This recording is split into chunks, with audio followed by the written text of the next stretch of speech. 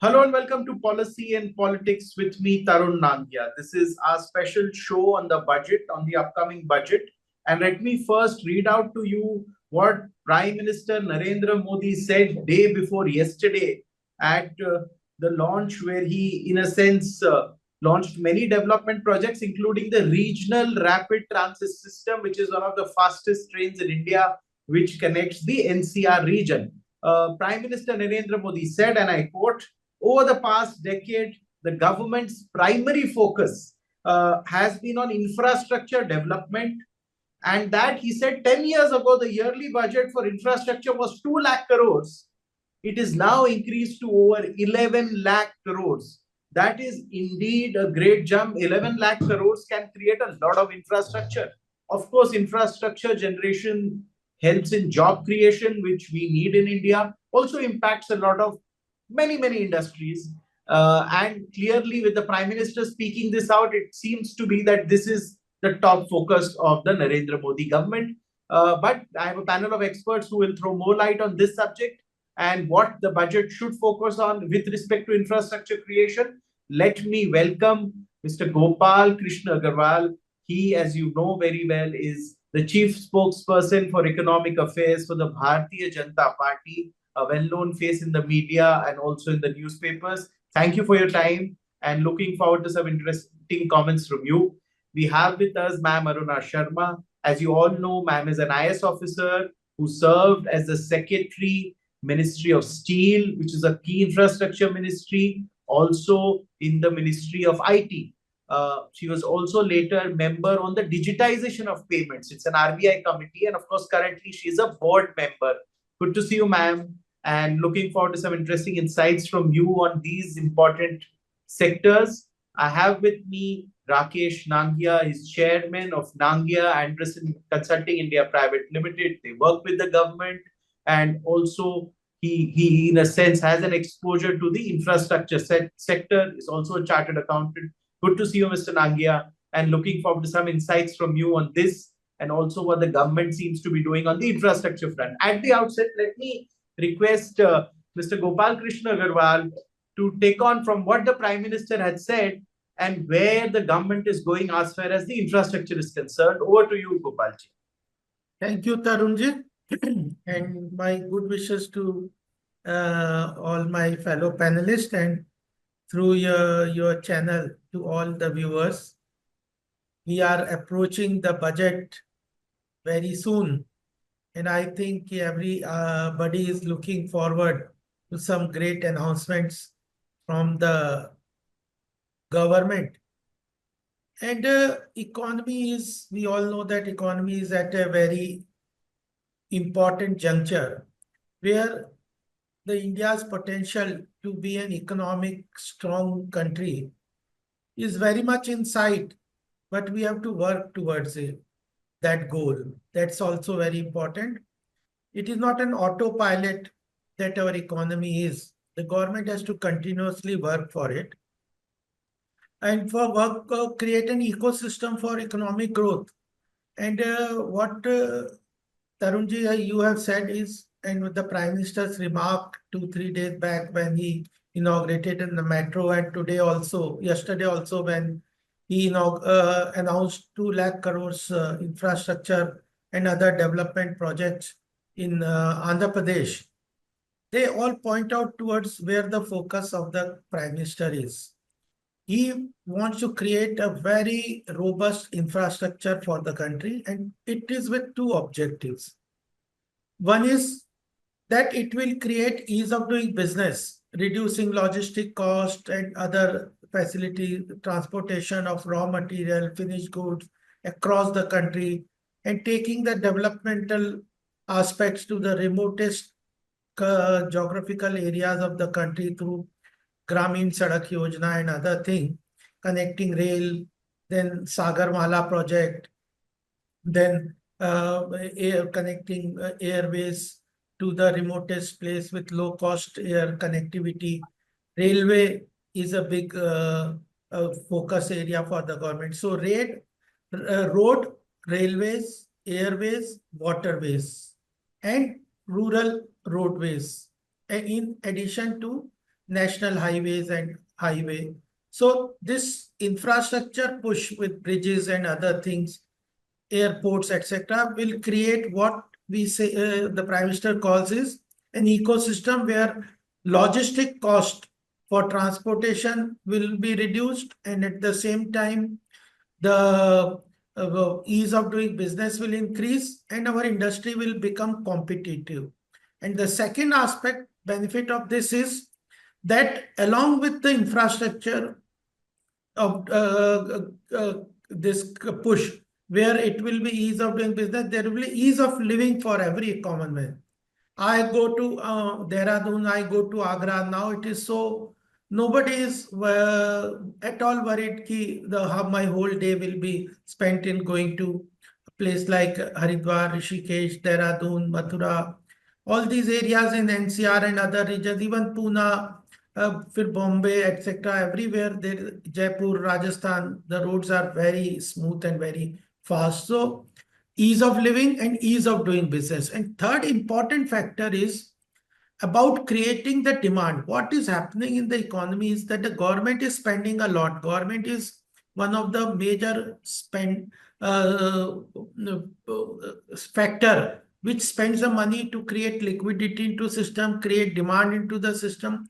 And which demand for steel, cement, construction equipment, and all other services sector, etc., will create demand in the economy, which will increase, which will attract private investment formation also.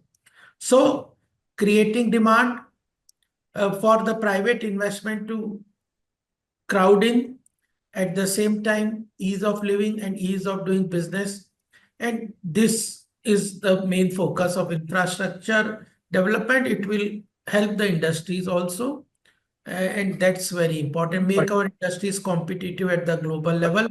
And this is not only 1 year. You quoted 1 year's figure that but he has said that our infrastructure spending over the last 10 years has continuously increased.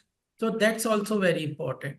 It is now continuously 3 or 4 years post-COVID that the government expenditure on infrastructure through NIP, National Infrastructure Project, etc., is very robust, and it is over more than 10 lakh crores.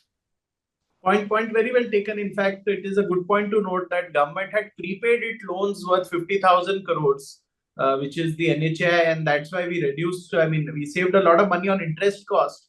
And before going to Ma'am Aruna Sharma, I would also like to ask her whether the government should be in the business of building infrastructure and selling infrastructure. So we build a road asset, we build an airport, we build an RRTS, then we give it to the private sector, raise money and build further assets. So basically, government can build infrastructure and sell infrastructure, because to have money in perpetuity may be difficult.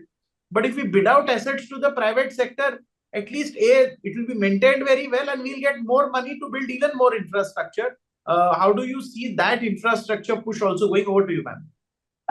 You are absolutely right, Tarun. When you are talking about the government putting the first money forward for building the infrastructure, it is exactly the same scenario when we got independence, and for big industries, we have to invest into the PSUs, and that was the way the big industries came up. So today, India being a low infrastructure country, that kind of money is not available in the private sector. If you look at it, in fact, the private participation has decreased significantly. It Yes. used to be around 160 billion US dollars, and now, it is slowly tapering to $39.2 billion. Whereas the government capex, what rightly has been said by my co-panelist, over the last 5 years, it has been 43.63 lakh crores.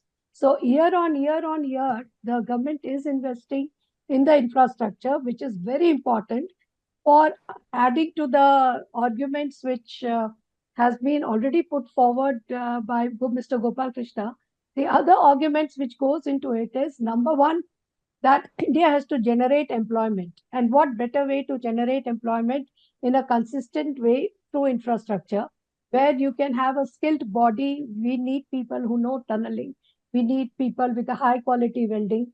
We need people who can make quality goods. So it will trigger off a range of new areas of employment, which will be of a sustainable nature, as government will be spending year on year. And once that money outflow goes, one has to sort of equally important that you then capitalize that amount or you then recover that amount. And therefore, this equation that then you hand over to the private sector by generating that kind of money, so that what money you push from a government, and government has to take that first step and then sort of keep it on a rolling mode so that you keep on getting the money to continue for this investment in the infrastructure.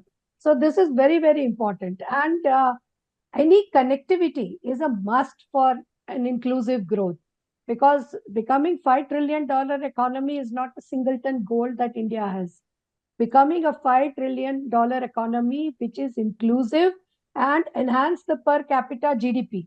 So with that kind of an intention, it is very important that it is through infrastructure expansion, which goes into the buildings for schools and hospitals, which goes into, of course, the roads for the railways, and then of course the infrastructure, what we get for the internet, then telecom, then, all these things put together will have ensure that there is an access to the general public for their own growth, and the country also gets an access when we are going ahead with it. So that is how it is. So therefore, I think it's a very good model. Point very well taken. I'll go to Mr. Rakesh Nangia from Nangia Anderson, India. Mr. Nangia, two things. The government has an appetite to build a lot of infrastructure, but to raise money is also a challenge. In that background, how can the private sector support this endeavor, and how can foreign direct investment, say from pension funds in Canada, say from various different, say maybe from Abu Dhabi, and they are interested, people from UAE want to invest in India. How can that, in a sense, take forward the India story, where they see India as a magnet for investing? Good evening, everyone. Tarun, just need to add and clarify here. See, as a private sector, anybody will only invest in infra which are the long-term gestation projects and have a lot of underlying challenges.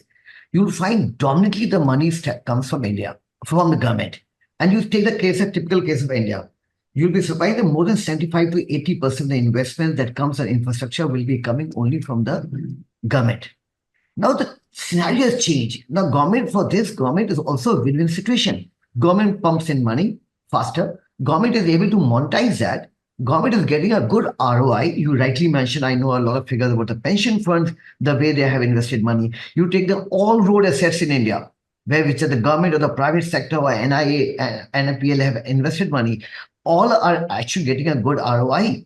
So because the whole dynamics have changed in terms of developing the infrastructure, you have to use and pay. Basically, it brings in efficiency. It has a cost cutting, cost saving, logistic cost. Everything is a gain and gain and gain there. So it will be even a commercial decision. Now it's not anymore government is giving a dole. Government is not giving. Government is investing money through SPVs or through any shape, investing its own capital, but for the purpose of monetizing it and bringing in capital and earning money out of it.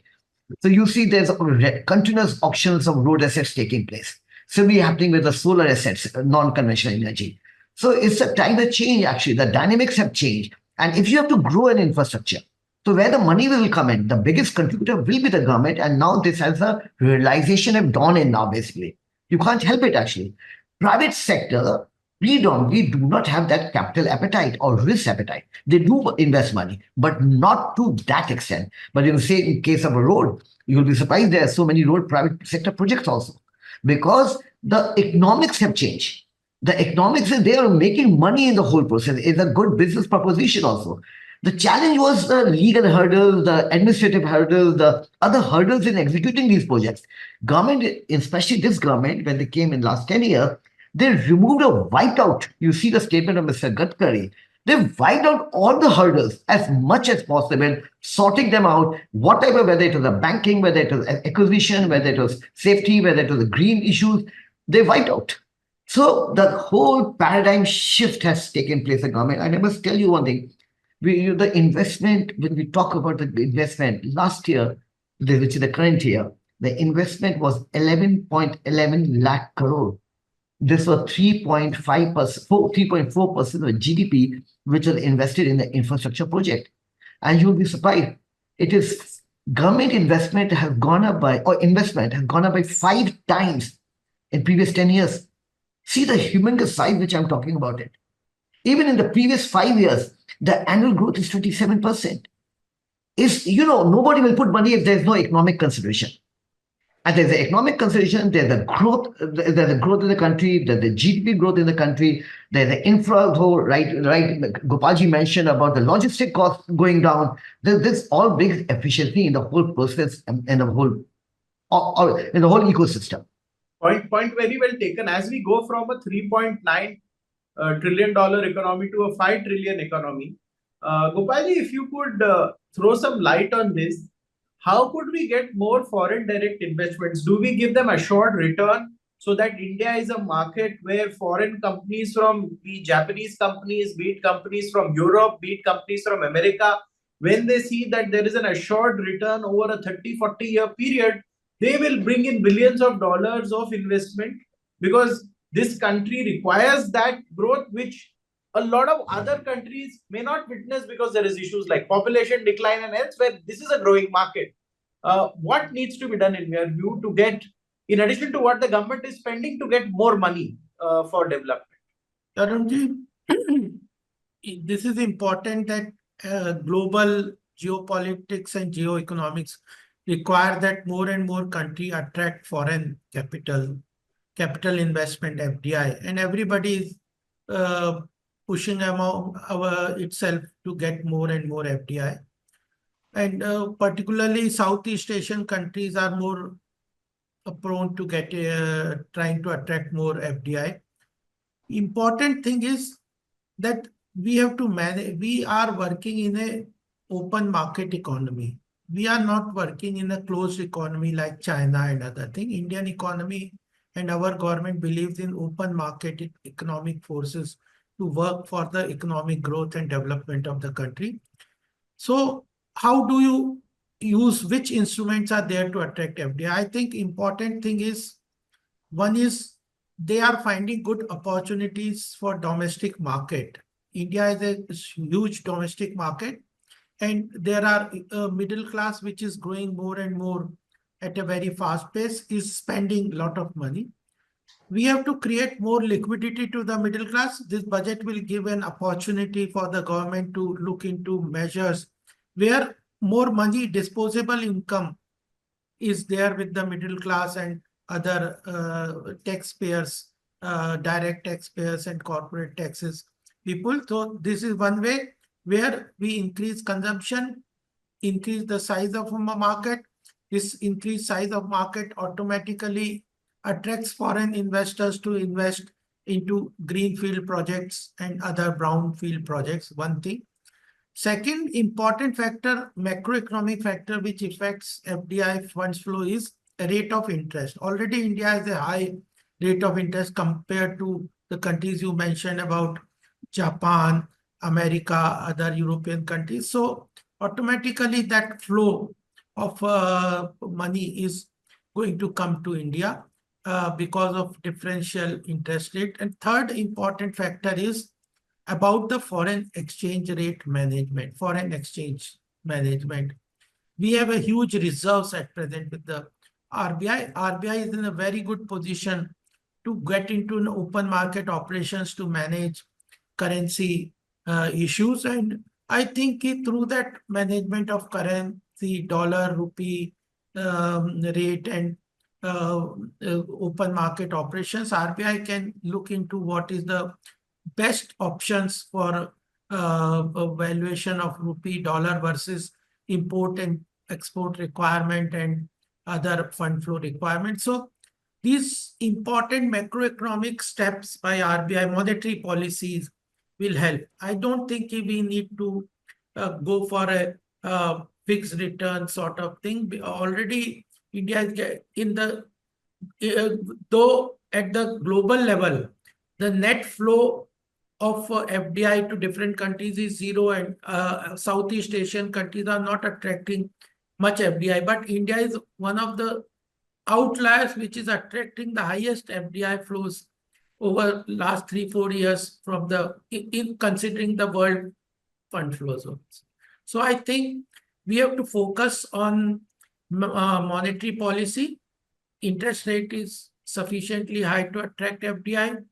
RBI has sufficient reserves to manage foreign exchange valuation requirement to ease out on the balance of payment issues, and our domestic market is quite large. What we have to do, and I think it's an important point in this budget, is about integrating our manufacturing to regional and global supply chain. That is also very important.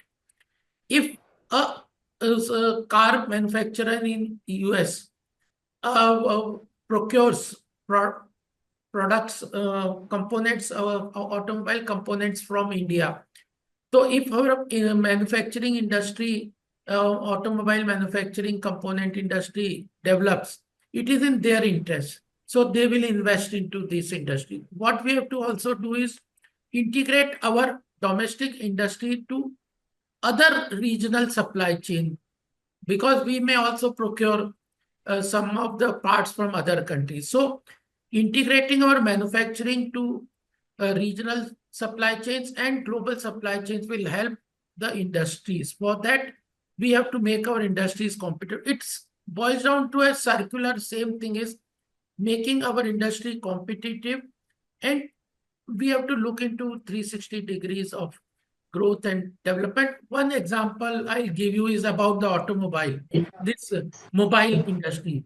What we have seen that almost 60% of the US iPhone consumption is at present being imported from India, because our mobile phone industry has integrated a lot with the US demand and their supply chain, global supply chain. But we are also importing. Value addition is not as high as we want it to be, because we are also procuring battery from somewhere, screen from some other place, and other things. So we have to work on increasing the value addition also. So this is what I think will attract the FDI for India. Point very well taken. I'll go to Ma'am Aruna Sharma for two basic points. Railways has yet been unexplored. There is a lot more development yet to happen in railways, but there is another kind of infrastructure, which is cloud infrastructure. Microsoft last week said it's going to invest 24,000 crore rupees in cloud and AI infrastructure. So, you know, the story there with FDI is also moving pretty fast. We are getting a lot of investment in cloud and AI. Yes, you are absolutely right. So that is also a very, very important infrastructure. And more so now, recently, you must have seen DPDP rules have come up for data protection.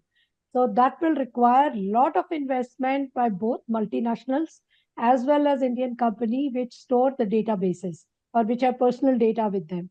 So that kind of an investment will be a big attraction that will be needed. And definitely a lot of FDI will flow in there for in terms of the cloud investment that we are going to have, and also in the infrastructure by using the AI technology. And AI technology development, we do have brains in India. So if the government policies are facilitating it, then definitely it will go in a very, very big way to encourage more and more investments when we are working for it.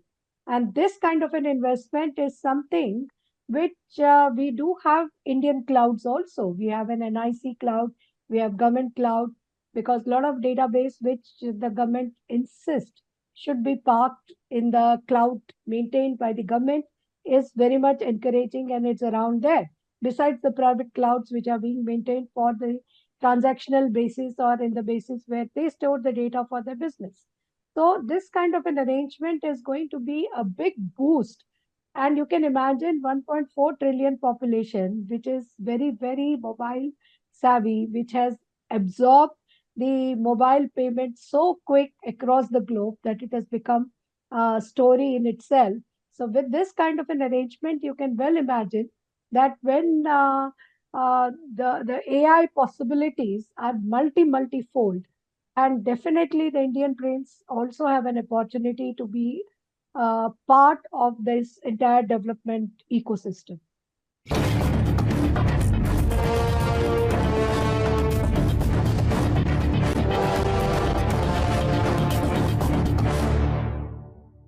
For more such videos, subscribe to the NewsX YouTube channel, hit the bell icon.